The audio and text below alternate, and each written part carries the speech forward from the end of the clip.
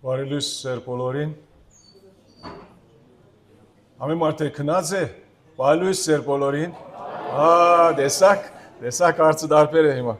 Շատ լավ, բարք Աստծո։ Ուրախ ենք, որ անգամ եւս դերոջ ներկայության մեջ ենք եւ առաջ որ մեր այս դասախոսության անդրադառնանք, ուզում էի քանի րոպեներ վերցնել, որովհետեւ եւ խոսալ մի քիչ երեք մի թեմա մգար, որ քանի տարբեր անցիկ տարբեր ծևերով հետաքրքրություն արդայդեցին նրանով եւ թեման հետեւյալն է ամուսնության վերաբերյալ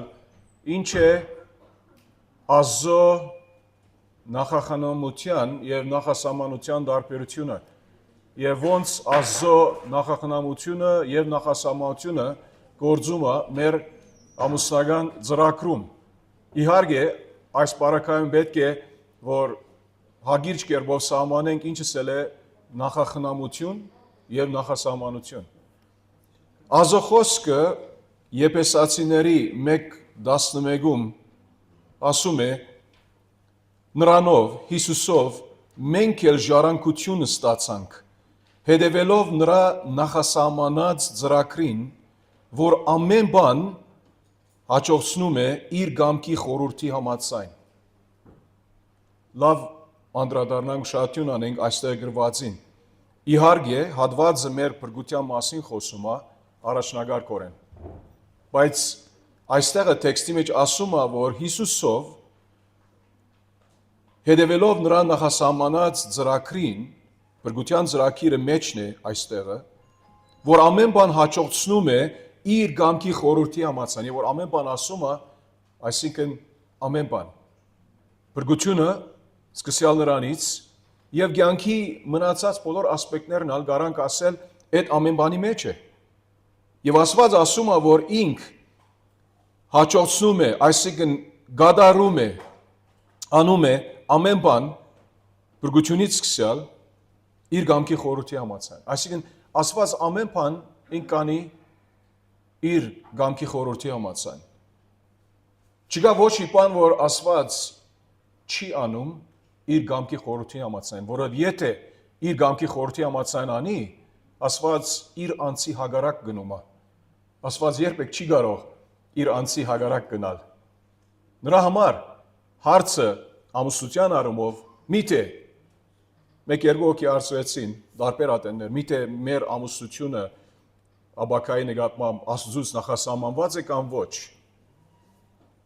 հագիչ պատասխանը այո բայց ոնց մենք այսօր գանդրադառնանք այդ քայլերին ինչ որ բաների մասին խոսում ենք սա մեր բարդականությունն է ազո նախասահմանության մեջ ես չեմ կարող ասել որ կամ եթե իմ օրինակս օգտագործեմ տարիներ առաջ ով դեր եթե դու նախասահմանած ես որ ես կամուսնանամ ուրեմն ես իմ դանս մեջ նստեմ Հայաստան չգնամ որ աղջիկ գտնեմ այնտեղից դերը որովհետև իր նախախնամության համաձայն ինձ Հայաստան բերեց ազո նախախնամությունը տարբեր է նախասահմանությունից ազո նախասահմանությունը իր գամքի այդ գարանք ասել որոշումն է մի որոշումով ամեն իր որոշումները մի որոշումի ներկայացումով այդպեսի դնենք ազո նախախնամությունը իր ուղղորդումը գարավարումը ոչ թե միայն այս եգրակունտին ստեղծագործության ոնց մենք ապրում ենք ողջ ենք շնչում ենք միևնույն ինչպես Աստված մեզ ուղղորդում է մեր քայլերը նույնիսկ ամուսնության նկատմամբ եթե Աստված նախասահմանած է մեզ որ ամուսնանանք կամուսնանանք եթե ոչ նա ինքը գիտի բայց ես ու դու մենք մեր չանկերը կանենք որբեսի եթե այդ ցանկությունը ունենք որ կողակից գտնենք Տիրոջով իբր ավադացյալ մարդիկ ազո նախախնամությունը ինք իր աշխատանքն է մեր կյանքերում որբես ինք մեզ ուղղորդի իր նախասահմանած կամքին որպես մենք կարողանանք ամուսնանալ ամուսնության մասին խոսում ենք ազո նախասահմանությունը հավիտենականությունից է մեր ամուսնությունն է նրա ռեալ երեք խոսացանք մի քիչ ասենք որ Աստված ամեն բան ինք արդեն ոչ թե միայն գիտի նախասահմանության նկատմամբ, հապա ինք արդեն ինչ որ գիտի, արդեն որոշած է, նրա համար գիտի։ Ինքը ամենակետ է եւ իր ամենակետությունը ինքն է որ կառավարում է, ինքն է որ որոշում է։ Հավիտենականությունից, որքան Աստված հավիտենական է, իր որոշումները հավիտենական են։ Ամենը մեկ, Աստված նոր բան չի սովորեր։ Աստված ոչ մի նոր բան չի սովորել, եթե Սուրբ Գրքում տեսնեք որոշ բարականեր, իրադարձություններ, որ մենք գարձենք, որ Աստված այստեղը այսպես հագաստություն ունենում է, որ նոր բան սովորում է։ Սա մեր դիտանկյունից է, որ մենք այդպես տեսնում ենք նրան, ոչ թե Աստծո դիտանկյունից։ Նրա մասին չեն կարող իմա խոսալ ավելի, բայց մի բան ասելով, ետ գնանք իմ օրինակից, Աստված ինձ Հայաստան գրկեց, իր նախախնամության համաձայն իմ քայլերս ուղղորդեց, որպես այստեղ կամ եւ գին գտնեմ։ Երեք եղբայրներն հետ երբ խոսում էինք, մի քիչ ավելի պատմեցի, այն մասը, որ ես երբ ուզում էի Հայաստան գալ, առաջին անգամ ուզեցի Հայաստան գալ 97 թվականի դեկտեմբերի։ Չստացվեց։ Դոմսը շատ թանկ էր, $2000 ավելի էր այն adեն։ Աշխատում էի, բայց ասեցի չէ, ոչ հիմա։ Եվ սպասեցի մինչև 97 թվին, 98-ին չէի կարող, որովհետև իմ մոդիկ ընկերոջս գնքահայրն էի, ամուսնության գնացի այդ ուրեմն Կալիֆոռնիայում եւ հաջորդ տարի ամառը Հայաստան եկա։ Ճիշտ նույն ատեն կինս իր միջնեկ եղբորը հետ Բաթումից, Վրաստանից Հայաստան եկավ։ Իմ գնոջս հայրը ինքը նամուսով, օրենքով այն ադեն ոչ հավատացյալ էր դակավին, բայց օրենքով մարդ էր։ Մաքրությունը սիրում էր։ Իր աղջկան միշտ խիստ պահպանում էր։ 3 մեծ եղբայրներ, ինքը ամենափոքրը։ Եվ երբեք չէր թողներ իր աղջկան, իմ գնոջս, որ դուրս գնա։ Ընկերուհիներու հետ կարար, բայց այդպես դղակների հետ բան, աղջիկները, դղակները միասին ոչ։ Եվ այն ադեն, երբ Հայաստան եկավ, առաջին անգամն էր, որ առանց իր մորը Հայաստան եկավ, որով ինքը մորքուր ուներ Երևանում։ 3 տարի առաջ մահացավ իր մորքուրը։ Ուրեմն Աստված իր նախախնամության համաձայն այնպես մկարգադրեց, որ մեկը կար իմ գնոջս եղբորը ընկերն էր, որ ինք առողջական խնդիր ուներ եւ նրան ասեցին Երևան պետք է գնաս։ Ինչու՞ չէ Թիֆլիս, չգիտենք։ Երևան պետք է գնաս։ Աստված նրան Երևան բերեց, մարդը եկավ Երևան եւ վերջը հայտնաբերվեցավ, որ լուրջ խնդիր չուներ։ Պատկերացրեք, բայց կինս հիշում եմ ինձ ասած է, որ ասեց հորս հարցրեցի, կարամ գնալ Արկադի հետ իր եղբորը հետ։ Հա, կարաս գնալ։ Խնդիր չի կար, մի անգամ, առաջին անգամ լալով առանց իր մորը 25 տարեկան աղջիկ։ Ես երբ իրեն ծանոթացա 25 տարեկան աղջիկ, ես զարմացա, որ նրանից առաջ ոյ մեկու հետ դեյթի չէ գնացել։ Այսինքն դուրս չէ գնացել։ Մի քիչ ինձ համար անհասկանալի էր, գալով Ամերիկայից, Կանադայից, ինչու որովհետև այնտեղ 25 տարեկան ներկայանալի աղջիկը այդպիսի դունը մնացած պետք չէ լինի այդ առումով։ Բայց Աստված իր գործը անում էր։ Նրա համար շնորհակալ եմ Տիրոջից իր ազնիվ բարի նախախնամության համար։ Սա է Աստծո նախախնամությունը։ Մենք կարդացինք Ծննդոց 24-ը։ Աբրահամ Եղիազար ուղարկեց, որ իր որդու համար աղջիկ գտնի իր հարազատների քաղաքից, երկրից։ Եվ մենք գիտենք Աստծո նախախնամությունը ոնց Եղիազարի դերը առաջնորդեց, աղոթեց եւ դերը նրան առաջնորդեց։ Հիշում ենք պատմությունը, չէ՞։ Չեմ ուզում պատմությունը էլի պատմել։ Սա Աստծո նախախնամությունն է, ինչպես Աստված մեր քայլերը ուղղորդում է։ Մյուս օրինակն տեսանք Ռութի կրկից։ Ինչպես Ռութ իր մեծ գործից յետքը վերջը Աստված այնպիսի ցևով նրա քայլերը առաջնորդեց երկրորդ գլխի սկիզբը, եթե հիշում եք, կարդացինք, որ այնպես մբադահեց, որ Ռութ ուր եկավ Պոսի արդը, այնպես պատահեց, հա, մեր դիտանկյունից այնպես պատահեց է, Աստծո նախասահմանությունից եւ նախախնամությունից, Աստծո նախախնամությունը մեր ժամանակում կլինի։ մեր ժամանակում լինում է, Աստծո նախասահմանությունը հավիտենականությունից է։ Այդ տարբերակը պետք է հասկանանք։ Ուրեմն, մենք չենք կարող Աստծո քաղտնի նախասահմանական կամքի վրա ոնց որ հենվել այնպիսի ցևով, որով դեռ եթե ուզում ես, ուրեմն դու գտաս։ Հասկանում ենք սա։ Եթե դու նախասահմանած ես, որ մենք ամուսնանանք, օքեյ, բայց սա չենք կարող անել։ Սա Աստծո գործն է։ Մեր գործն է Աստծո նախախնամական այդ ուղղորդումին հետևենք աղոթքով, Տիրոջ առջև մաքուր կյանքով, իր կամքը փնտրելով, մեր ժամանակը առնելով, մեր հանգիստը թողնելով, Հյուսիսային Ամերիկայից օրինակ ինչպես ես արեց Հայաստան գալով, փող ծախսելով, այո, երբեմն մարդիկ ինձ հարցնում են, ես չեմ կարող գնալ, բավական փող ծախսել կա։ Այդտեղից մինչև ոս աղջիկ բերելու համար։ Այսինքն աղջիկ գտնելու համար, եթե Տիրոջ կամքն է իհարկե։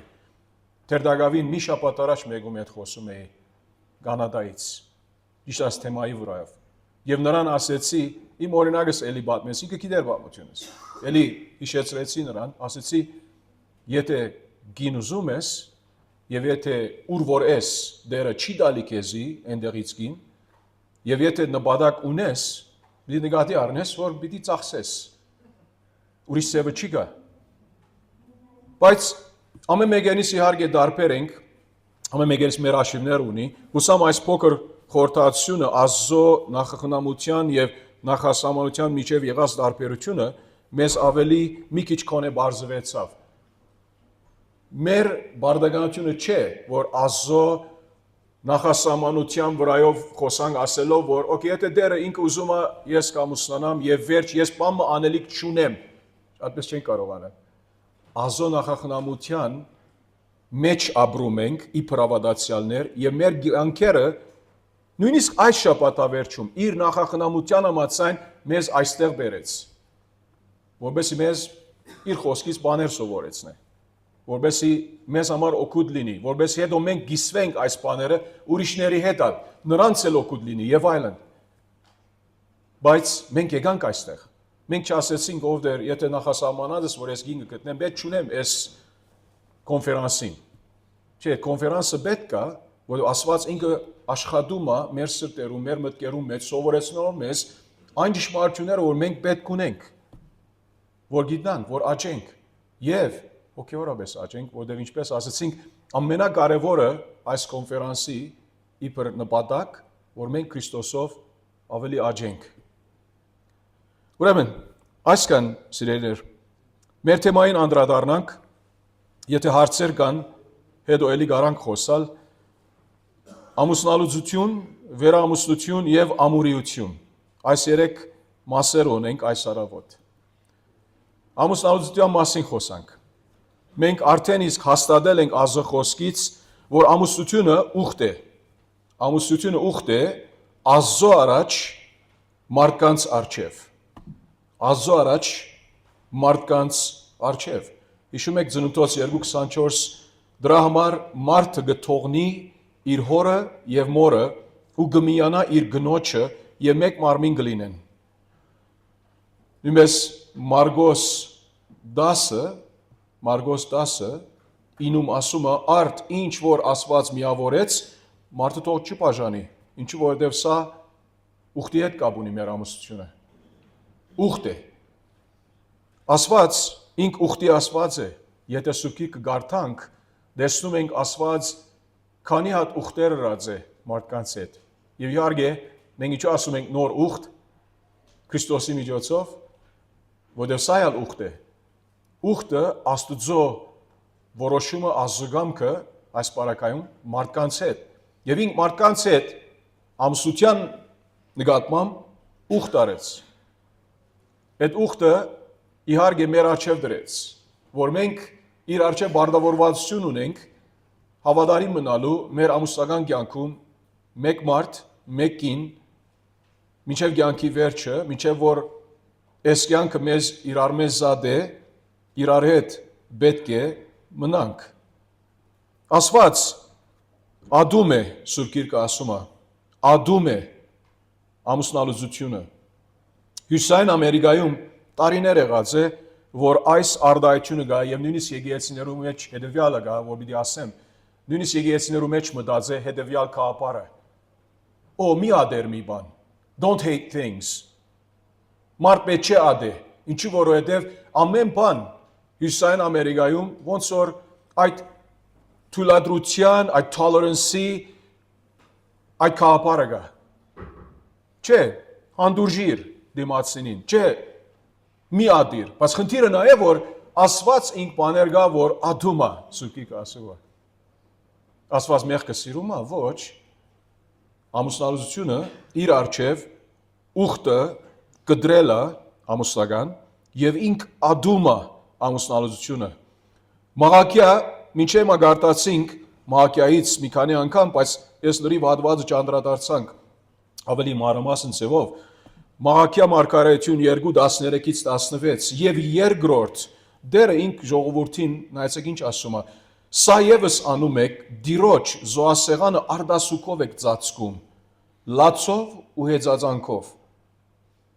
Այնպես որ նա այլևս ընձային չի նայում ու հաջությամբ չի ընդունում այն ձեր ձերքից։ Ինչի մասին խոսում է։ Պատկերացրեք եկեղեցվո մեջ, իհարկե այստեղ դիրոջ տաճարում, եւ ժողովուրդը ինչպիսի դիրոջ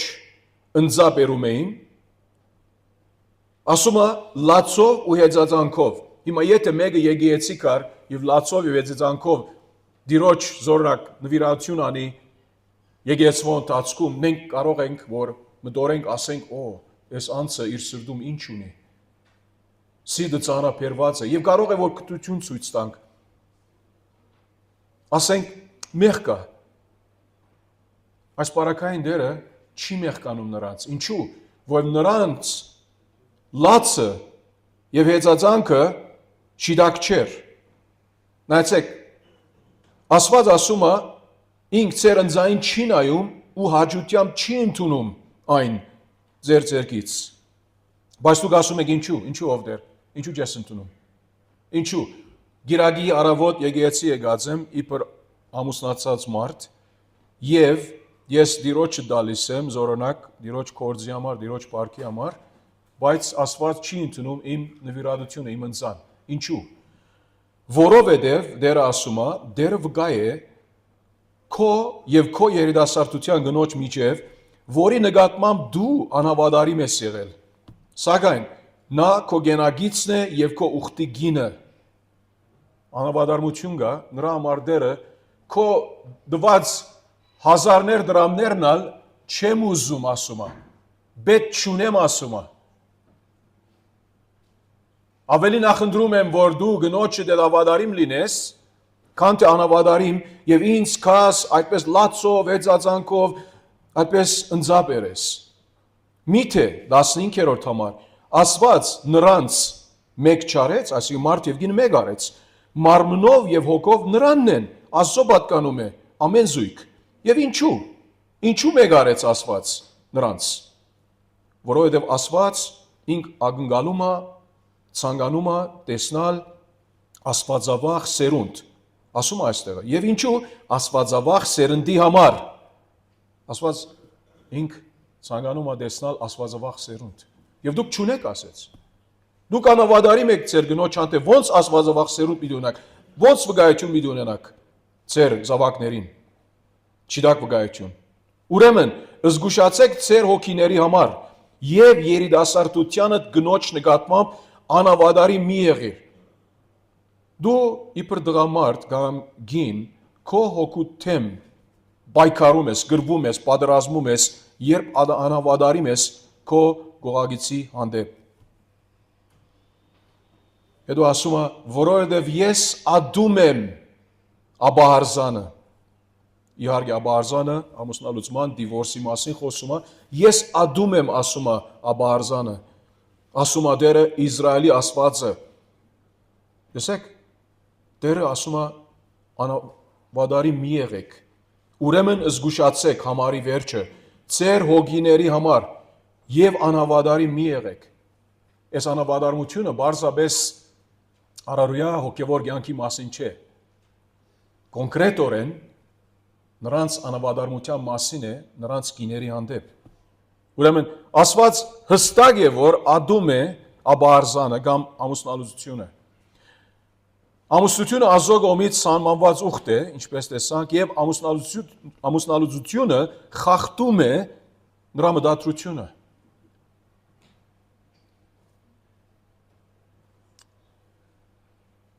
Նայեցեք, մեր Տեր Հիսուս ինչ սովորեցրեց մեզ աբարզանի կամ ամուսնալուծության մասին։ Մատթեոս 19, գնանք Մատթեոս 19 գլուխը 3 համարից։ Փարիսեցիները նրա մոտ եկան եւ նրան փորձելու համար ասում էին։ Նրանց մտադրությունը իհարկե լավ չէր, վատ էր, չար էր։ Արդյոք, նայեցեք նրանց հարցը ոնց ձևակերպված է։ Արդյոք թույլատրվում է, որ մարդը առանց որևէ պատճառի արձակի իր գնոջը։ Հիսուսը պատասխանեց ու ասաց նրանց. չեք կարդացել, նայեցեք, Հիսուս արդեն իրենց ասում է, դուք փարիսեցի եք, կրոնական մարդիկ եք, չգիտեք, ամոթացես, չեք կարդացել, որ արարիչը սկզբից արու եւ էգ ստեղծեց նրանց, ինչպես Ծննդոց 1:27-ում կարդում ենք։ Ու ասաց. դրա համար դղամարդը պիտի թողնի իր հորն ու մորը եւ միանա իր գնոջը եւ երկուսը մեկ մարմին պիտի լինեն։ Եվ պիտի թողնի ասում է, սա չի նշանակում, որ անպայման ամուսնացած զույգը չի կարող ծնողքի հետ ապրել։ Մենք գիտենք Հայաստանում այդ սովորությունը տակավին ունենք։ Յանքի իրավիճակների համաձայն երբեմն նորաբսակ զույգը տակավին շարունակում է ապրել իր ծնողքի հետ։ Տղան մնում է իր ծնողած մոտ եւ հարսը դուն բերում է եւ այլն։ Գիտենք այս սովորությունը։ Սա սրա մասին չէ։ Այսինքն դու այլևս քո ծնողքի հետ բաժնված ես, որբեսի գազմես քո անձնական ընտանիքը։ Պետք է երկուսը մեկ մարմին պիտի լինեն։ Պետք է բաժնվի իր ծնողքեն եւ երկուքը մեկ մարմին լինեն միանալով իրար, որբեսի այլևս չլինեն երկու, այլ մեկ մարմին։ Արդ ինչ որ Աստված միացրեց, մարդը թող չբաժանի։ Այսինքն Աստված ինքը մեկ մարմին ըրավ, այլևս երկու չի տեսնում այդ զույգը։ Աստված այդ զույգը երկու չի տեսնում, մեկ մարմին ըրավ։ Ինչ որ Աստված միացրեց, մարդը թող չի բաժանի։ Եվ նրան ասացին, հիմա նայեցեք, նրանց մտադրությունը սկզբանից սա էր։ Նրանք չար նպատակով այդ հարցը տվեցին, որ նրան, ինչպես Աստծո խոսքը ասեց 3-րդ համարում, նրան փորձելու համար։ Նրան ասացին. ուրեմն ինչու Մովսեսը մեզ պատվիրեց արձակման, աբահարզման, թուղթ տալ ու արձակել նրան։ Այսինքն մարդը իր գնոջը, ինչպես 2 Օրինաց 24-ի առաջին քանի մամարներուն կարդում ենք սրա մասին։ Եվ այնտեղը ավելի մանրագրգիտ դետալներ կա, որ եթե այսպես լինի գինը, մարդը կարա արձակել, ոնց պետք է արձակե, այդպիսի բաները կարա կարդալ 2 Օրինաց 24-ում։ Նրանք պատրաստված եկան, որ Հիսուսի փորձեն չանան նրա ձուղակը ընկնեցնել, փոսի մեջ ընկնեցնել։ Ուրեմն ինչու Մովսեսը մեզ պատվիրեց արձակման թուղթ տալ ու արձակել նրան։ Նրանց ասաց Տերը. Մովսեսը ձեր խստության պատճառով ձեզ թույլատրեց ձեր կանանց արձակել։ Հիմա նրանք Հիսուսի եկած են, հարց տալիս են, Հիսուս պատասխան տալիս է։ Հետո նրանք ասեցին, հա, բայց նայե, Մովսեսը մեր օրենսդիրը ինք այսպես ասում է։ Ինչ որ Հովանես 8-ի առաջին քանի մամարներում նրանք նույն ցևով մոդիգացան։ Դու ինչ ասում ես, բայց նայե Մովսես այսպես ասում է։ Դու շիրակես կամ Մովսես, բայց դերը այնպիսի պատասխան տվեց, որ նրանց բերանը բագեցրեց։ Նույնպես էլ այստեղ Հիսուս նայեցեք ինչ ասեց։ Մովսեսը ձեր խստության պատճառով ձեզ թույլատրեց ձեր կանանց արձակել, բայց սկզբում Աստծո հետ Ծննդոց 1-ի մեջ, 2-ի մեջ այդպես չի եղել։ Սա Աստծո մտադրությունը չէ։ Բարձրապես որ Աստված Մովսեսական, պայմանական ուխտի համաձայն այդ թույլատվությունը տված է, սա չի նշանակում, որ Աստուծո ցանկության համաձայն էր սա։ Աստված թույլատրեց, իր կամքի մեջ թույլատրեց որոշ ժամանակի համար, հին ուխտի առնչությամբ։ Բայց Հիսուս նայեցեք ինչ ասում է, բայց ասում եմ ցեզ, հիմա Հիսուս ասեց, ես ցեզ ասում եմ, ինչ պետք է դուք անեք, բայց ասում եմ ցեզ, ով իր գնոջը արձակի ոչ շնության, բորունգության պատճառով եւ ուրիշի հետ ամուսնանա, շնություն արած կլինի։ Շնություն է անում նաեւ նա, ով արձակվածի հետ է ամուսնանում։ Այսինքն, եթե մեկը շնություն չի տեսնում եւ ուզում է որ ամուսնալուծվի իր գնոջից, սա խնդիր է։ Սա խնդիր է, չես կարող այդպես անել դերը ասում է, եւ այդպես անելով դու ամուսնանաս ուրիշի հետ, երբ պատճառը քո դիվորսի ամուսնալուծման շնություն չէ, եւ դու ցկեցիր գնոջդ, ուրիշի հետ ամուսնացար, դու շնություն ուրած եղար, Հիսուս ասում է։ Եվ հետո ասեց, եւ շնություն է անում նաեւ նա, ով արձակվածի հետ է ամուսնանում։ Մի խոսքով դու կարող է որ դակավին ամուսնացած չես երբեք, բայց այդտեղը divorced ամուսնալուծված մեկը կա։ Եվ դու նույնիսկ հարցրեցիր, ինչու այդ անձը, որ հիմա ամուսնացար, այդ անձը ինքը առաջ ամուսնացած էր եւ ամուսնալուծված էր։ Բանավոր պատճառ ուներ իր ամուսնալուծման։ Շնության հարցը գար, որ ինք բաժանվեցավ իր ամուսնուց, որովհետև իր ամուսինը կամ այսինքն տղամարդը կամ կինը շնություն ըրաձերսելով, եթե շնության հարցը չի գա դերը ասեց, դու նրա ամուսնալով, եթե նույնիսկ դու նա մաքուր երդասարտը կամ երդասարտուին լինես, շնություն արած կլինես։ Ուրեմն սա նշանակում է, որ մեր բարդականությունն է, որ ստուգենք, հարց տանք, քնենք, եթե մեկը ծանոթացանք եւ ասած ես, ես ժամանակին ամուսնացած էի, ծնողքը կարող է ասել քեզ, հա բայց գիտես որ ինք ամուսնացած էր ասկի առաջ։ Խնդիր չէ, մենք սիրով իրարու անթեփ հասկանում ենք, մենք սիրո մեջ ենք։ Սա պատճառաբանություն չէ։ Ինչու ամուսնալուծված է, եթե բանավոր պատճառ ունի շնության առումով, որ իր առաջվա ամուսինը շնություն ըրաձեր, եւ նայեցեք, բարձրապես շնություն եղավ, ըսել չէ որ պետք է մեկը բաժնվի, ամուսնալուծվի։ Իբր քրիստոնյաներ պետք է չանանք իրար, եթե հնարավոր է, նայեցեք, Սուրբ Գիրքը երբեք չի ասում, որ պետք է ներես եւ շարունակես։ Սա քո ընտրությունդ է։ Եթե քո գինը կամ ամուսինը շնություն արեց եւ դու օրինակ գին լինելով դեսար որ ամուսինը շնություն արած է, հստակ փաստ կա, դու կարաս իրեն ներել, մինչեւ այնտեղ որ ինքը ներողություն խնդրե եւ ուզե շտկվել, եթե շարունակի խնդիր է իհարկե, բայց դու կարաս ասել ես չեմ կարող այս ամուսնության մեջ մնալ, բայց առաջնագար կերպով պետք է գինը կամ ամուսինը իր այդ շնացող գոհագիցի հետ այդպիսի վարվի, որ լինի ներումով, այսինքն առաջ ներում ցույց տա։ Հաշտություն պետք է չանան անել իրար հետ, բայց եթե հաշտություն չլինի, Հիսուսի համաձայն գարա անձը բաժնվիլ։ Ուրեմն այստեղ մենք ներողություն, այս սլայդը չի երևում։ Երևում է, չէ, ներողություն։ Ուրեմն սա Հիսուսի կողմից օրինական աստվածաշնչյան բացառություն է։ Հիմա Սուրբ Գրքի մեջ երկու բացառություններ կան։ Հաստատ գիտեմ, որ ծեր մտքում կան ուրիշ սցենարներ։ Միթե եթե այսպես բանը բադահի աբարզանի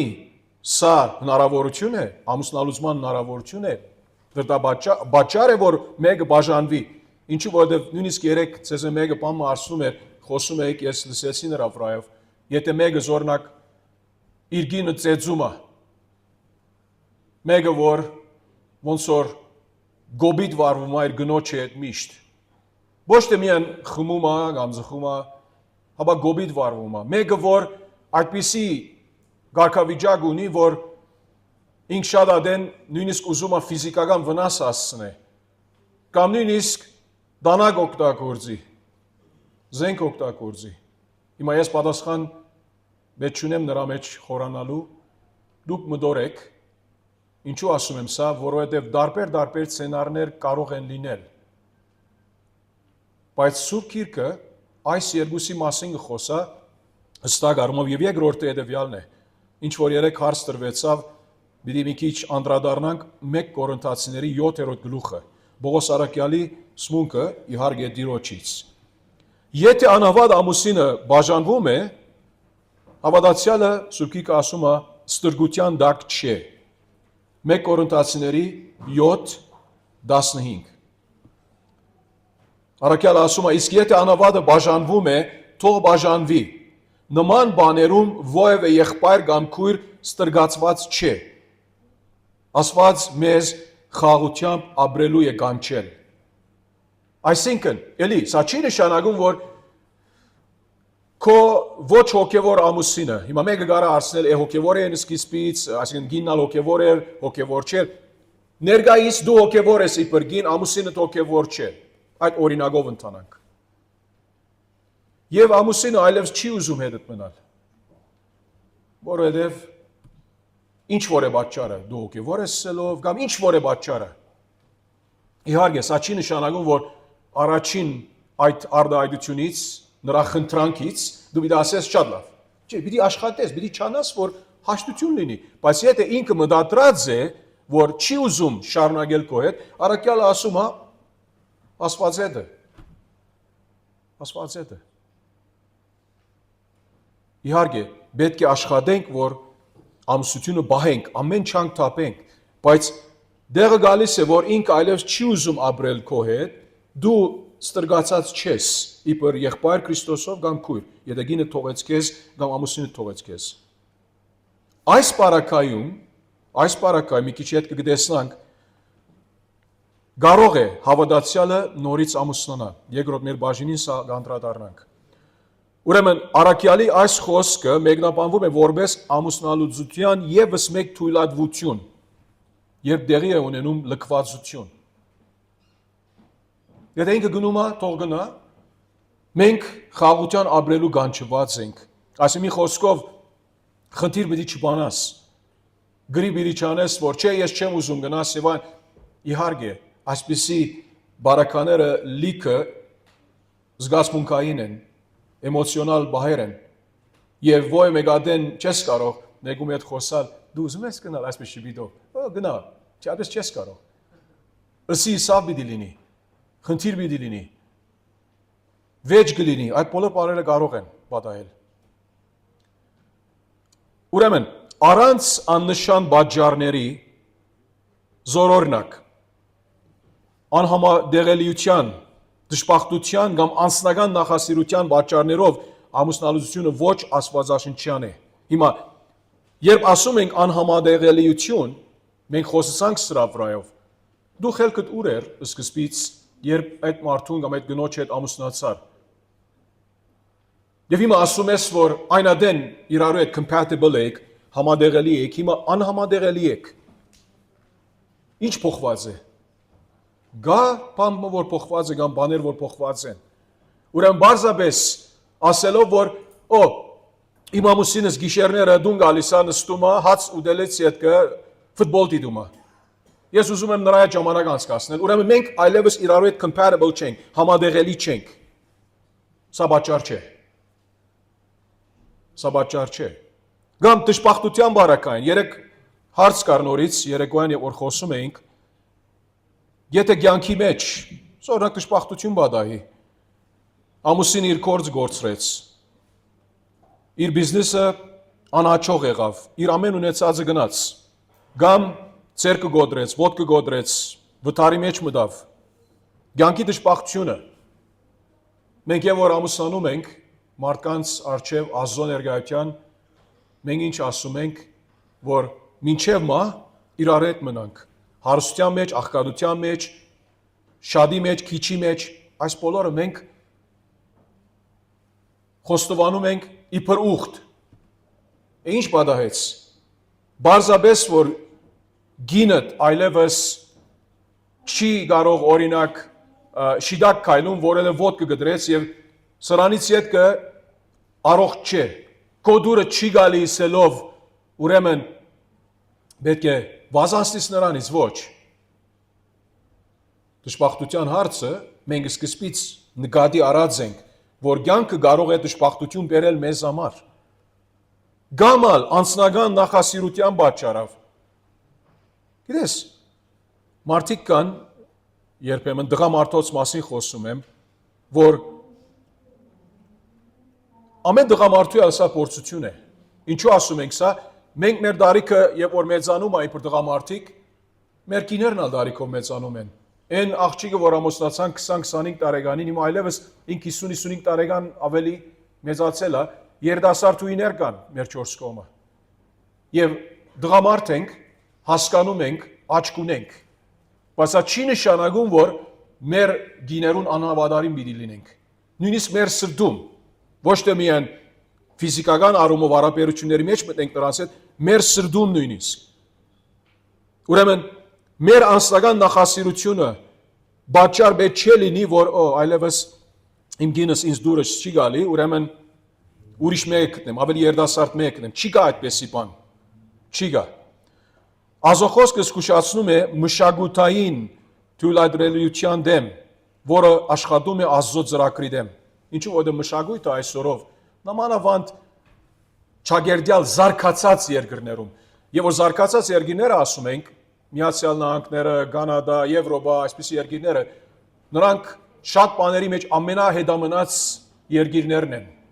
բարոյական առումով։ Բայց կա բաներ, որ իհարկե հարաճացած են այդ բաների մեջ, մեզ բախտատած, բայց նրանց այդ խաղապարը, որ պետք է ավելի իրար հանդեպ բաց լինենք, let us be easy toward one another, այսինքն իրար հանդեպ հանգիստ լինենք, շփվենք, խիստ չլինենք մեր ամուսնության մեջ, կարևոր չէ, այդպես բան չի կա։ Դերը ադումը ասում է աբահարզանը։ Ուրեմն այդ երկու մասերը կան, ինչ որ ասեցինք, թե եթե անավադը լքի հավատացյալին կարող է ամուսնալուծում լինի, եւ թե ինչ որ կարդացինք Հիսուսի օրինագից Մատթեոս 19-ից շնության պատճառով։ Այս երկու սուբկրային հստակորեն նշված պատճառները կարան մեզ այդ թույլատվությունը դալ, որ վերամուսնություն լինի։ Եվ նայենք հիմա Աստծո խոսքի մեջ վերամուսնության սկզբունքները ինչ են։ Ուրեմն թույլատրվում է վերամուսնությունը աստվածաշնչյան ամուսնալուծումից հետո։ Աստվածաշնչյան ամուսնալուծումից հետո, եթե ամուսնալուծությունը դեղի է ունենում շնության կամ լքվածության պատճառով, վերամուսնությունը թույլատրվում է։ Ինչ որ արդեն իսկ անդրադարձանք Մատթեոս 19-ից եւ 1 Կորինթացիների 7-ից։ Նրա համար է, որ շեշտը դնում ենք, որ ամուսնալուծությունը եթե լինի, պետք է աստվածաշնչյան ամուսնալուծություն լինի, այսինքն Աստծո խոսքի համաձայն լինի։ Այնադեն այդ թույլատրությունը կարող է լինել, որ մեկը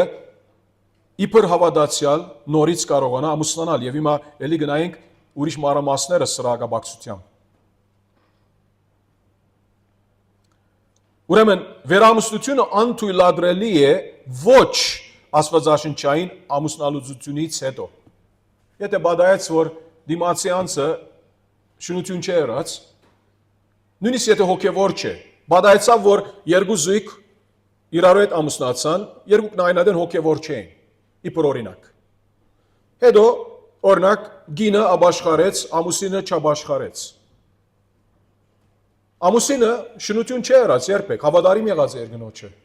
Եվ ամուսինը խնդիր չունի, որ գինը հավատացյալ եկեղեցի գնում, բայց ինքը եկեղեցի չի գնում դակավին։ Սա չի նշանակում, որ գինը իրավունք ունի իր ամուսինից վազանցնելու։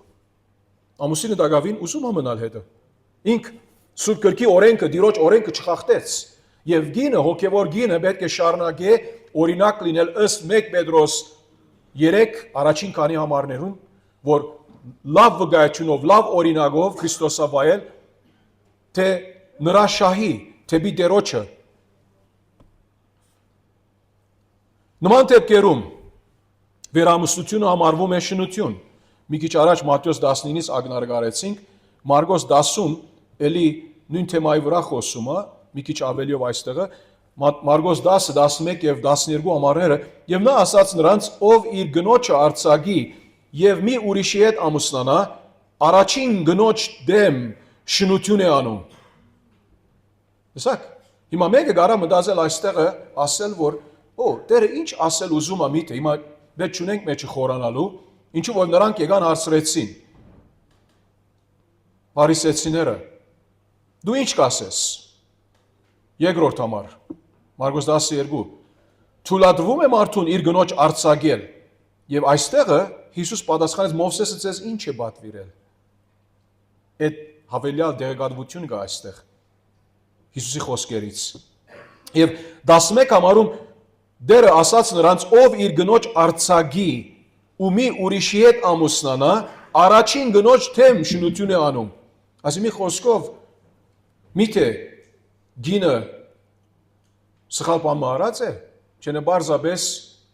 դղամարդը ըստ երկու օրինաց 24 գլխի առաջին ամառներուն որևէ պատճառով կարա ամուսնալուծվել եւ ուրիշի հետ գնալ։ Եթե այդպես անես գնոջը թեմ, քո առաջին գնոջ թեմ շնություն արած կլինես եւ իհարկե դու ես շնացողը, ոչ թե գինը։ Իսկ եթե մի գին իր ամուսնուն արձակի եւ ուրիշ տղամարդու հետ ամուսնանա, շնություն է անում, իհարկե։ Ինչու որովհետեւ եթե պատճառ չկա շնության, ինչու համար արձակես քո ամուսինդ։ Այստեղ եթե ուշադրություն անում եք ըստ Մատթեոս 19-ի, զրույցը մի քիչ տարբեր է։ Այնտեղը կենտրոնացումը խստիվ շնության մասին էր, այստեղը մի քիչ ուրիշ մոդեցում կա Տիրոջ պատասխանի մեջ։ Ետ գնալով 1 Կորինթացիների 7-ը այրիներ եւ այրիացածներ ազատ են վերամուսնալու 7:39-ում 1 Կորինթացիում ասում է միայն թե Տիրոջով 30 համարը գասե գինը գապված է այնքան ժամանակ քանի դեռ նրա ամուսինը կենդանի է իսկ եթե նրա ամուսինը մեռնի ազատ է ամուսնան շնության հարց չի գա մահացավ ուխտից հիմա ազատ է կարա ամուսնանալ ում հետ որ ուզենա միայն թե Տիրոջով կարևոր հավատացյալ պետք է լինի ինչու որ ենթադրությունը Պողոս Արաքյալի նա է որ ինք եկեղեցվո գրում է հավատացյալների գրում է Չես կարող ասել որ առաջին ամուսինս հավատացյալ էր մեռավ ես իմ հավատացյալ եմ դարիքս անգամ մեծ է որ ով ինձ պիտի առնե այս մարդը գա որ ինք հետաքրված է ինձ մոտ ինք հավատացյալ չէ լավ մարդ է բարի մարդ է եկեցի գուկայդս խնդիր չունի հավատացյալ է կամ ոչ Պողոս Արաքյալի ասածի համար եթե պատասխանը ոչ է չես կարող ամուսնանալ այդպիսի անձի հետ միայն թե Տիրոջով պետք է լինի հավատացյալ պետք է լինի մի քիչ ամուրության մասին խոսանք ամուրությունը Աստծո գոչն է իր բարգևն է ամուրությունը ամուսնությունից ցածր չէ Երբ մարդիկ կարծում են որ եթե մեկը single մնաց ամուրի մնաց իր կյանքի մեջ ուրեմն սա մի խոսքով դժբախտության դժվարության խեղճ ասենք իրավիճակի գտնվող անձն է ոչ գոչում է սա աստվածային գոչում է նայեցեք Մատթեոս 19-ը ազոխոսքը ինչ ասում է Մատթեոս 19:9-12 բայց ասում եմ ձեզ ով իր գնոջ արձակի ոչ պորունգության պատճառով ուրիշի հետ ամուսնանա շնություն արած կլինի շնություն է անում նաև նա ով արձակվածի հետ է ամուսնանում աշակերտները ասացին նրան Եթե ամուսնու հարաբերությունը գնոջ հետ այդպիսին է, նայեցեք աշակերտների մեջ ամուսնացածներ կային այն այդեն։ Զորնակ Պետրոս Սարաքյալը ինքը արդեն ամուսնացած մարդ էր։ Բայց աշակերտները հավաքականորեն ասացին Հիսուսի, եթե ամուսնու հարաբերությունը գնոջ հետ այդպիսին է, ավելի լավ է չամուսնանալ։ Նրանց վճիրը ասացին։ Իհարկե, շատ արագ խոսեցան։ Այսինքն եթե ամուսնության մեջ գարա խնդիր բացվել, վերջը աբարզան լինի, ամուսնալուծում լինի, ուրեմն մենք պետք չունենք ամուսնանալու։ Եթե այդ դժվարություններով առջև գարանք գտնվել, ոչ, որովհետև իրենք եթե մտածեին Աստծո գամքը ինչ է ծննդոց 1-ից 2-ից, որ ամուսնությունը Աստծո նպատակն է։ Աջեք շատցեք, չէ, մարդը իր գինը առնե, իր ընտանիքը թողնելով իր գնոջ հետ միանա, մեկ մարմին լինի եւ երկու կայլես մեկ են։ Եվ Հիսուս նրանց ասաց. ոչ ասաց, բոլորն են դրան ընդունակ, այլ նրանք ում դրված է։ Հիսուս ինչ ուզում է ասել այստեղ։ Ոչ բոլորն են դրան ընդունակ, այլ նրանք ում դրված է։ Այսինքն մարդիկ կան, որ մեր մեջ պիտի ասեն, չէ, մենք չենք ընդունում այսպիսի մոդեցում։ Այսինքն մենք չենք ընդունում, որ մեկը պետք է ամուրի մնա։ Բայց կան ոմանք մարդկանցից, որ այսպիսի քահապարը միայնակ մնալու, ամուրի մնալու ընդունակ է։ Okay են նրանք այդ քահապարի հետ։ Ինչու՞։ Լավ նայեցեք, ինչ ասում է այստեղ։ Ում դրված է։ Ոչ բոլորն են դրան ընդունակ, այլ նրանք ում դրված է։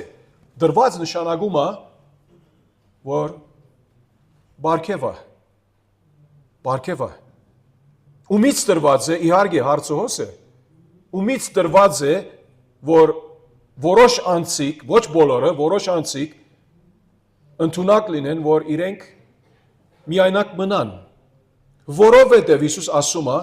կան ներքինիներ, որոնք մոր որովայնից են այդպես ծնվել։ Այսինքն ֆիզիկական առումով իրենք ներքինի են, այսինքն կարող չեն ամուսնանալու։ Կան այդպիսիներ։ Եվ դերը շարունակում է, կան նաև ներքինիներ, որոնք մարդկանց կողմից են ներքինի դարձվել։ Մենք գիտենք երբեմն վայրակության պատճառով բամության մեջ մարդիկ ուրիշ տղամարդիկ օրինակ առնելով այնպիսի բաներ անում են, որ այլևս նրանք չեն կարող ամուսնանալ։ Օրինակ այդ մեծամեծ թագավորներից ոմանք, որ Սուրբ գրքում նշված է, նրանք հարջեր ունեին, գիներու հավաքածո եւ միայն ներքինիներ կարողանային նրանց ծառայել։ Եվ այդ ներքինիները իհարկե այդպիսի ֆիզիկական իրավիճակ ունեին, որ նրանք չէին կարող հարաբերություն ունենալ սեռական,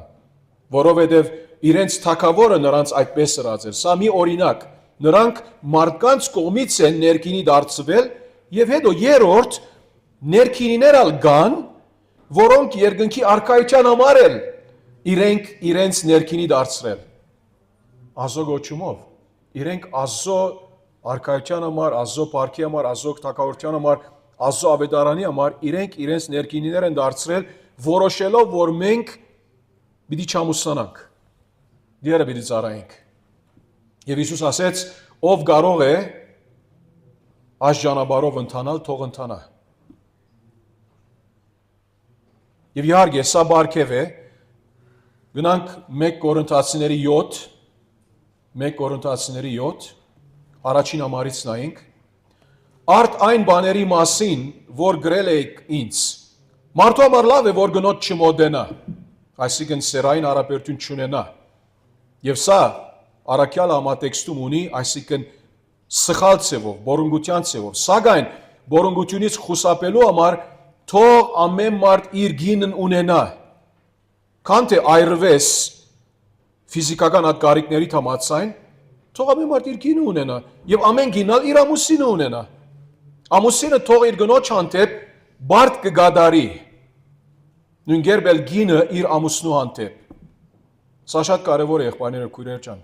ինչ որ առաքյալը ասեց այստեղ։ Ամուսինը թող իր գնոջ հանդեպ բարդ կգադարի, նույն գերբել գինը իր ամուսնու հանդեպ։ Գինը իր մարմնի վրա իշխանություն չունի, այլ ամուսինը, նույն գերբել ամուսինը իր մարմնի վրա իշխանություն չունի, այլ գինը։ Այսինքն մենք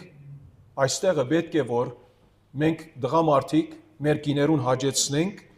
նայենք ինչպես կարանք հաջեցնել, հարցնենք նրանց, չստիպենք նրանց մեր ցանկությունը այնպիսի ծևերով, որ մեր գինը եթե չի ուզում, եւ նույնպես ա գինն էլ պետք է մտածի ամուսնու պետքերու առումով։ Շատ անգամ գիները նրանք ավելի пассив են, տղամարդիկ ավելի գներեք արդարության գաթխած են։ Սա ոչ թե միայն մեղքի անգումի պատճառով է, բայց միևնույն է մարդու բնութակիրն է։ Տղամարդը ավելի տակարյուն է։ So աղջիկը նա պետք է նկատի ունենա, որ ոնց հաջեցնե իր ամուսնին։ Չասե, որ զորօրինակ, ես հետաքրված չեմ։ Okay, 1 կասես, 2 կաս, 3 կաս, ամուսինը ինք շարունակական այդ կարիքը ունի։ So ոնց կանես։ Հետո մի ասեր, որ ամուսինը սկսավ ուրիշ աղջիկների հետևեն նայել, զորօրինակ։ Հիմա մենք գիտենք իբր հոգևոր ամուսիններ մենք իրավունք չունենք այդպես անելու։ Ոչ թե միայն գնալու, որ սերական հարաբերություն նրանց ուրիշի մի հետ, նույնիսկ նայելը ցանկության պատճառով, ինչ որ մեր Տերը ասեց։ Բայց միևնույն դու ալ իբր հոգևոր գին արիտ մի դար, որ ամուսինը սկսի ուրիշ աղբյուրների հետևից գնա, նույնիսկ իր հոգու մեջ։ Նրա համար առաքյալը ասում է, ամուսինը թող իր գնոջ հանդեպ բարդ կգադարի, բարդ կեսա, սա բարդ կդե։ Նույն գերբել գինը իր ամուսնու հանդեպ, գինը իր մարմնի վրա իշխանություն չունի, այլ ամուսինը, նույնգերբ ամուսինը իր մարմնի վրա իշխանություն չունի, այլ գինը, եւ ասեց հետո միմյանց մի զրգեք։ Սա կարևոր է։ Միմյանց մի զրգեք, այլ միայն ժամանակավոր փոխ համացանությամբ, որովհետեւ աղոթքի սպառվեք։ Եթե օրինակ հոգևոր գարիք կա, այս երեկո չեմ կարող, որովհետև դերոջ հետ ժամանակ կանցկացնեմ աղոթքի, եթե բայց նույնը անես ամեն օր այդպես, ինչու արդու չկարտացիր, չաղոթեցիր, կամ կեսօր հետ կա, ամուսինը դուն գալի հետ կգարա քեզ այդ հարցը տան, ամուսինը գահարքե այդ կապարդ, որ ցանկանում ես այս երեկո դիրոջ հետ ժամանակ անցկացնել, եւ ինք ուրախանում է, որ դու ուզում ես դիրոջ հետ ժամանակ անցկացնել, քան թե ամուսինի հետ, բայց եթե ամեն օր այդ պատճառը ունես, սա խնդիր լինում է։ Օրվա մեջ 24 ժամ ունենք դիրոջ հետ ժամանակ անցկացնելու։ Միմյանց մի զրգեք սերական առումով խոսում է, այլ միայն ժամանակավոր փոխհամացանությամբ, որբեսի աղոթքով սպառվեք, ապա նորից միմյանց վերադարձեք։ Առաքյալը ասում է արդեն։ Չի ասում շարունակեցեք աղոթել ամեն գիշեր, բայց իրարու հետ մի լինեք։ Չէ, նորից միմյանց վերադարձեք, որբեսի ձեր անժուժգալության պատճառով սատանան չփորձի ձեզ։ Հստակ է, չէ՞։ Ավելի բանասելու պետք չկա։ Ինչու որովհետև դգար մարդիկ ենք, մեղավոր մարդիկ ենք, անժուժգալ ենք, եթե մեր Աստուծուց տրված այդ սերական բանավոր սուրկրային բետքը չի լիցքավորվում գնոջդ կողմից, իբր դղամարդ կամ իբր գին ամուսնուդ կողմից, խնդիր կա այստեղ, առաքյալի խոսքի ագարակ կնում է։ Սատանան գարա փորձել ձեզ։ Նրա համար է, որ շատ կարևոր է նկատի առնենք մեր հոգեգան, զգացմունքային եւ ֆիզիկական պետքերը։ Դերեկամի մեր հաջորդ դասախոսությունը, որ առաջնային մտադրությամբ միայն տղամարդկանց համար պատրաստած էի, իսկ առաջին օրագարկի, բայց երբ օրագարկը փոխվեցավ 9 դասախոսությունից 11 եղավ, ասես ինչ պետք է անեմ, հաջորդ դասախոսությունը ելի մի քիչ կխոսանք այս բաների վրայով, բոլորի, միասին։ Սատանան որ չի փորձի, չէ՞ թե ոչ սատանային արիտ տալիս ենք։ Սատանան սիրում է ամեն տեսակ հնարավորություն։ Նամանավանդ ինքը գիտի տղամարդկանց գազմվածքը, գիտի նրանց կարիքը։ Okay։ Գինը ինք պետք է լինի այդ առաջնագար քերթի վրա գտնվող զինվորը, որ ընդդիմանա սատանային ասելով ամուսինս իմս է, ուրիշինը չէ, զորոնակ։ Իր բարդականությունը կատարելով դիրոջ խոսքի համաձայն։ Չէ՞ թե ոչ շատ գիտեր հետո կարող են այդ բաճարապանությունը բարձրացնել եւ կարող է լսած եկալ, օ ամուսինս ինձ չի նայում, չի սիրում, բայց դու որքան ամուսնուդ հետ քո հարաբերությունը սորավոր է։ Ոչ թե միայն հոգեգան առումով եւ սկացական առումով, ֆիզիկական առումով է կարևոր եղբայրներ ջան։ Ես ասում եմ սա իբր ազոմարտ, իբր հովիվ, իբր քարոզիչ, ինչու որովհետեւ կարևոր է այդ հոգեգան, զգացմունքային եւ ֆիզիկական պետքերը իրար հանդեպ լրացնենք։ Բայց առաքյալը շարունակում է ասելով սա թույլ տալով եմ ասում եւ ոչ թե հրամայելով, որովհետեւ գամենում եմ, որ ամեն մարդ ինձ նման լինի, ինքը որտեղ ամուրի էր։ Չգիտենք, եթե ինքը այրի էր, անիմաստով որ կարող է Ադեմը ամուսնացած էր կամ ոչ, բայց գիտենք, որ ինքը երբ որ գրեց այս, ինքը ամուրի մարդ էր։ Մեկդապանները Սուրբ գրքի ավելի հագամետ են կարծելու, որ Պողոս առաքյալը ինքը երբեք ամուսնացած չէր։ Որը գամենում է, որ ամեն մարդ ինձ նման լինի, այսինքն ամուրի լինի, որ այսպիսի հոգսերեն հերու մնա։ Եթե հնարավոր է։ Սակայն յուրաքանչյուր ոք Աստծուց իր շնորհը ունի, մեկը այսպես ամուսնացած լինելով, մյուսը այնպես ամուրի լինելով։ Սա է նրա ասածը։ Հետո էլի շարունակում է, ուրիշ բաներ ասում է այս թեմաների առումով։ Ազոխոսքը խրախուսում է ավադացյալներին ընդունել միայնագությունը, ամուրությունը որպես Աստծո նախադեսած միջոց։ Ինչպես որ առաքյալն ալ խոսեցավ եւ Հիսուս ալ խոսեցավ Մատթեոս 19-ից։ Եվ ուրիշ մի բան կա այստեղը, երբ մեկը ամուրի է, ավելի ազատություն ունի ծառայության նկատմամբ։ Ավելի ազատ է։ Ինչու որովհետև մենք որ ամուսնացած ենք, հոգևոր ծառայություն ունենք, իբր հովիվներս ենք, նրանից հետքը գին ունենք, զավակներ ունենք,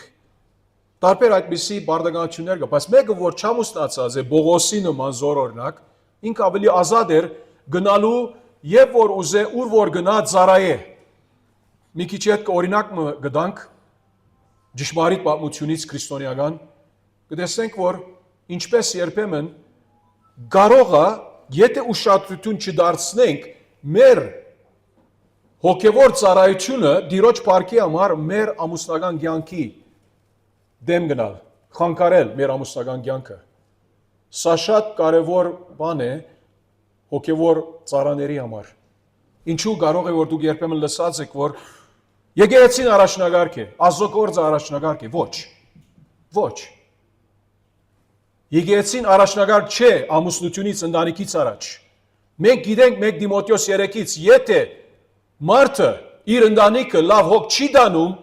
եկեղեցու ծառայության մեջ գործ չունի։ Ես չեմ ասում որ եկեղեցին երկրորդական է ընտանիքի նկատմամբ։ Չէ, միասին կարևորություն ունեն։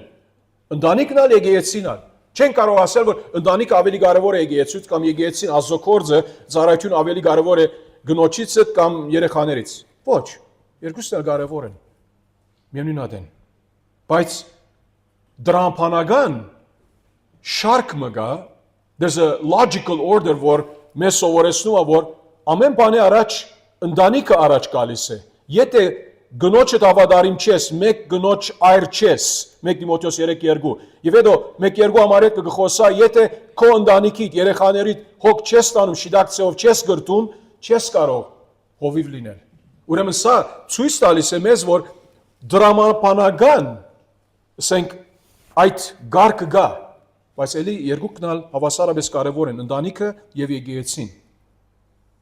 Ընտանիքը եւ եկեղեցին։ Եվ այստեղ ամուրիները Պողոս առաքյալ ցույց տալիս է, որ կարող են ծառայել Տիրոջը առանց շեղումների։ Այսինքն նրանք ավելի ազատ կլինեն։ Եվ ինք այդ օրինակ օգտագործում է, նայեցեք 7-րդ գլխի 1 Կորինթացիների 32 համարից։ Ուզում եմ, որ դուք առանց հոգսի լինեք, չամուսնացածը Տիրոջ գործերի մասին է հոգ անում, թե ինչպես Տիրոջը հաճելի լինի։ Սակայն ամուսնացածը աշխարհիկ գործերի մասին է հոգում, թե ինչպես գնոջը հաճելի լինի։ Սա չի նշանակում, որ հոգևոր բաների մասին հոգ չի անում։ Այո, բայց փախտատությամբ։ Եվ հետո ասում է, իրարից դարբերվում են նաև ամուսնացած գինը ու գույսը։ Գույսը Տիրոջ գործերի մասին է հոգում, ավելի ժամանակ ունի Տիրոջ բաների համար, որ մարմնով ու հոգով սուրբ լինի, իսկ ամուսնացած գինը աշխարհիկ գործերի մասին է հոգում, թե ինչպես իր ամուսնուն հաճելի լինի։ Սխալ բան չկա, բարձրապես առաքյալ ասում է, որ եթե դու դակավին գույս ես, ամուսնացած չես, ավելի ժամանակ ունես Տիրոջ գործի անդրադառնալու, նա որ ամուսնացած է, խնդիր չկա, սա այլ սուրբ բան է, քո ամուսնու հոգ տանես, ծառայության հոգ տանես, սա այլ հնարավոր է, բայց նա որ ավելի ազատ է այդ հոգսերից ամուսնական, ավելի ժամանակ ունի Տիրոջ համար եւ Տիրոջ գործի համար։ Սա Տրամաբանական է, չէ՞։ Եվ դա ասում է, սա ձեր օգուտի համար եմ ասում, 35 համար։ Ոչ թե ձեզ վրա բեր եմ դնում, այլ որպեսզի բարգեշտությամբ եւ անարգել Տիրոջը ծառայեք։ Եվ հետո 39:40 ասում է, գինը գավված է այնքան ժամանակ, քանի դեռ նրա ամուսինը կենդանի է, իսկ եթե նրա ամուսինը մեռնի, ազատ է ամուսնալու, ում հետ որ ուզենա, միայն թե Տիրոջով, սակայն էլ ավելի երանելի է թե որ ըստ իմ խրադի այս մեզ մնա։ Ինչու որ առաքյալը ինչ ասեց, եթե ամուսնացած չես, դերը քեզ այդ գոչումով կանչած է, իբր գույս, իբր ամուրի անց, ավելի ժամանակ ունես դերը ծառայելու, եւ հետո առաքյալը ասում է, գարձում եմ, որ ես ալ Աստծո օգին ունիմ։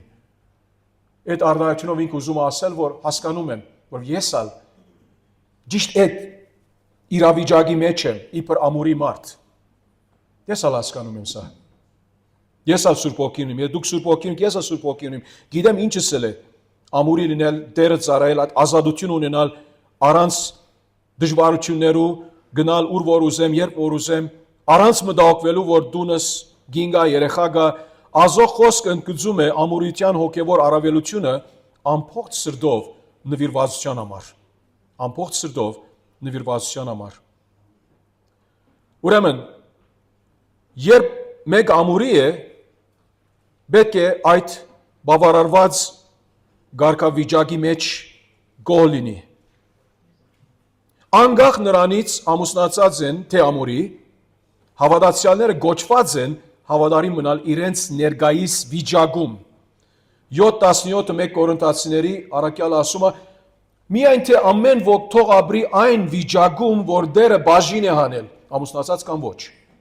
Ինչպես որ նրան ասված կանչեց, թող այնպես ընթանա։ Ես բոլոր եկեղեցիներում այսպես եմ պատվիրում։ Հստակ է առաքյալի ուսուցմունքը։ Եվ 24 համարն էլ գարթանք, եղբայրներ, յուրաքանչյուր ոք ինչ գոչմամբ կանչվեց, Աստծո առաջ թող դրա մեջ մնա։ Եվ համատեքստում այդ գոչումը կամ ամուրիությունը կամ ամուսնությունն է։ Ինչ որ ալլա, ամուսնությունն ալ գոչում է, ամուրիությունն ալ գոչում է։ Աստծո խոսքը սովորեցնում է, որ բավարարվածությունը բադվում է Աստծո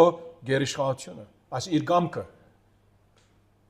Աստված իր կամքը, եթե քեզ համար է, որ դու ամուսնանաս, ուրախ եղիր։ Եթե իր կամքն է, իր Բարգևի գոչի համաձայն, որ ամուրի մնաս, քոնե մինչև հիմա դակավին ամուրի մնաս, Աստծո հետոգամքը կյանքիդ մեջ չգիտես դակավին, բավարարված եղիր, ուրախ եղիր, որ սա էլ Տիրոջից է քեզ համար։ Հետո մի բան ասենք, երկրային ամուսնությունը հավերժական չէ։ Երկրային ամուսնությունը, եթե ցես գուրախացնես, երկրային ամուսնությունը հավերժական չէ, ինչու որովհետև Հիսուս ասեց, որովհետև Մատթեոս 22:30-ում, որովհետև հարության ժամանակ ոչ գին են առնելու, ոչ էլ ամուսին, այլ գլինեն ինչպես Աստծո հրեշտակները երկնքում։ Հրեշտակների նման գլինեն։ Երկնքում ամուսին գին չկա։ Կարող է իրար որ տեսանք երկնքում մի ասենք, գին, ոնց ես, ամուսին, ոնց ես։ At ex-wife, ex-husband չես կարող օգտագործել, որ արի սխալ կապար է։ Քու գինը դեր աշխարհում, քու ամուսինը դեր երկրում։ Աստծո խոսքը քրիստոնյաներին հիշեցնում է, որ ամուրիությունը մատնանշում է Քրիստոսի հետ մեր վերջնական միությունը։ Վերջնականապես մենք ամուրի կմնանք, այդ առումով որ հրեշտակների նման, հրեշտակները չեն ամուսնանում եւ ամուսնության չեն նրանք դրվում։ Ուրեմն ամբողջացնելով այս մասը առաջ որ այդ մեկ բացությունը ուզում եմ ցեզ ասել ամուսնության եւ ծառայության այդ փոխ հարաբերության նկատմամբ ուրեմն ամուսնությունը Աստծուց մշակված մշտական ուխտ է ամուսնալուծությունը թույլատրելի է միայն սերական անբարոյականության կամ լքվածության դեպքերում եւ այո ելի եւս ասեմ որ նայեցեք Սուրբ Գիրքը երկու հստակ պատճառներ տալիս է երբ մեկը կարա ամուսնալուծվել Սուրբ Գրային կետնի վրա բայց հիմա չեմ ուզում մեջը խորանալ բայց գարանք մտորել որ միթե ուրիշ գերբեր կան օրինակ ինչպես ասեցինք եթե մեկը վտանգ է հանդիսանում իր գնոջը վրա։ Ծեծում է, ուզում է սպանել նրան, դանագով իրեն խփում է եւ այլն, որով բարձրապես որ Սուրբ Գիրքը այդ թույլատվությունները չնշած, ասել չէ որ չենք կարող նկատի առնել այդպիսի բաներ։ Ես չեմ ասում որ իմ հասկացությունս 100%-ով այդպես է, բայց մտածում եմ։ Միջև լուրջի չեմ մտածած այդ կապարը, որ ասեմ որ սերդած եմ, ուսումնասիրած եմ եւ 100%-ով համոզված եմ այսպես կամ այնպես այդ թեմայով։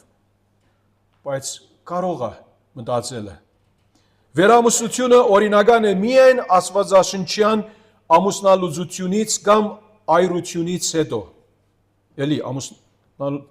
վերամուսնությունը պետք է աստվածաշնչի համաձայն լինի։ Եվ ամուրությունը բարգև է եւ գոչում է, որը եզակի հնարավորություններ է առաջարկում ծառայության համար։ Ասկան այս մասին, եղբայրներ քույրեր ջան, եւ ուզում եմ հետեւյալ բամությունով ամբողջացնել եւ բամությունը ուրեմն անգլիացի ավետարանիչի մասին է, որ ինքը 18-րդ դարում ապրած է։ Վստահ եմ ձեզ մեջ շատերին ծանոթ է Ջոն Ուեսլի։ Ով գիտե Ջոն Ուեսլին, ով է։ Okay, կանանցի։ Ջոն Ուեսլին ինք մեզ համար նշանավոր ավետարանիչ եղած է եւ նրա պատմությունը հետեւյալ ցևով է։ Ջոն Ուեսլին 48 տարեկան էր 1751 թվին, երբ ամուսնացավ Մերի Վազիելի հետ։ Եվ Մերի Վազիելը ինք արդեն իսկ իր ամուսինը, նախկին ամուսինը մահացած էր եւ ինք հարուստ էր միևնատեն։ Եվ այդ միությունը, պատմությունը ասում է որ գարջադև էր եւ խորը անհանգիստ։ Սկզբում իր գինը Մերին աջակցում էր նրա ծառայությանը, ինչու որտեվ Ջոն Ուեսլին միշտ ջամփավրա էր, միշտ ճանապարհությունների մեջ էր, քարոզում էր օրական ադամքամներ, գնում էր մղոններ եւ մղոններ, որբեսի ավետարանը տարածի։ Սկիզբը իր գինը ուրեմն աջակցում էր նրա ծառայությանը, բայց շուտով դժգոհում էր հետո նրա մշտական բացակայություններից եւ նրա էմոցիոնալ անդարբերություններից։ Որովհետև Ուեսլի ինք թափառական քարոզիչ էր, իր այդ առաքելության նվիրվածությունը նշանակում էր, որ նա հազվադեպ էր դանը լինում։ Նա դարեկան հազարավոր, ինչպես ասենք մղոնները ճանապարհորդում հաճախ ձիով, քարոզելով օրը նույնիսկ մի քանի անգամ։ Եվ նրա Մերի ուղված նամակները պաշտոնական բնույթ ունեին եւ այսպես անձնական, դակուկ, ջերմ չէին։ Կարծեք թե ինքը մի ուրիշ կին մնա այդպեսով։ Եվ ինչը արդացոլում էր նրա հոգևոր բարդագայության առաջնահերթությունը ընդեմ ամուսնական կյանքի եւ սիրո։ Այսինքն Ջոն Ուեսլին նրա համար ազոքորձ առաջնագարկ էր, իր գինը երկրորդ։ Եվ Մերին ավելի ով ավելի ինքը նեղանում էր Ուեսլի անթեպ, ինչու որտեվ Ուեսլիի հետևորդներ կային, որոնք գիներ էին, եւ նրանք ավելի մտերմություն, մտերիմ հարաբերություն ցուցաբերում էին ավետարանիչի անթեպ, տեղ-տեղ ուր որ ինք այցելում էր, եւ նամանավանդ գինը ինք չեր սիրում, երբ այդպիսի գիներ նրան Ուեսլի անձնական նամակներ էին գրում ադեններ։ Եվ ըստ տեղեկությունների Մերին խլել էր եւ հրաբարակել էր գարկը նրա նամակագրություններից, նրան ամաչեցնելու համար։ Այլևս հերիք էր այդ իմաստով։